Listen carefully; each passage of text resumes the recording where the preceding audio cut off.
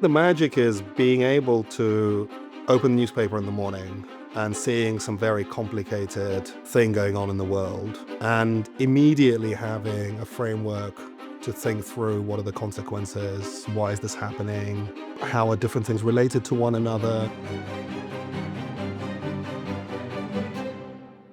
My name is Alex Teytelboym. I'm a professor of economics here at the University of Oxford, and I direct the Masters in Financial Economics and the Masters in Applied Financial Economics here at the Said Business School. Economics really trains you to rigorously think through very complex problems and not being daunted by the complexity of the world. So I think the finance industry, as many other industries, is going through unprecedented change, artificial intelligence, climate change, complicated politics and geopolitics that are tied to sort of issues around inequality. I think that's still lingering since the financial crisis. And it's a difficult moment for the financial industry, but the landscape is becoming much richer and much more diverse. And so how to be a leader in this world, I think, is a monumental task. I think the world will need specialists, but it seems to me that more than ever, if you're a business leader and you are in a management role, you have to be able to work across different domains of expertise. The biggest edge that humans still have, perhaps over existing AI technologies, is being able to lead in that way, is kind of lead across entire domains. Business schools, I think, have historically been very responsive to what's happening in industry and in society. The pace of change is just so extraordinary.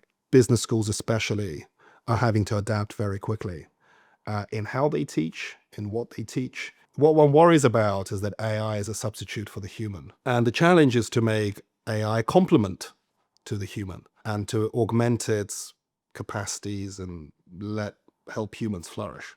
On the one hand, you can see that students are able to stop doing their problem sets. On the other hand, because the information can be accessed in such a simple way, just how much more you can actually learn. My challenge ultimately is not to teach students things, it's to teach them how to learn.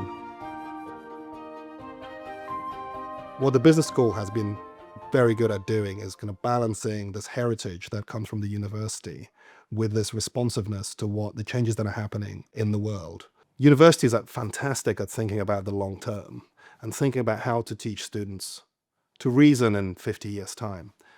But that's not enough when the pace of change is so fast. So I think this balance of kind of rigor and relevance is what Said is absolutely fantastic at.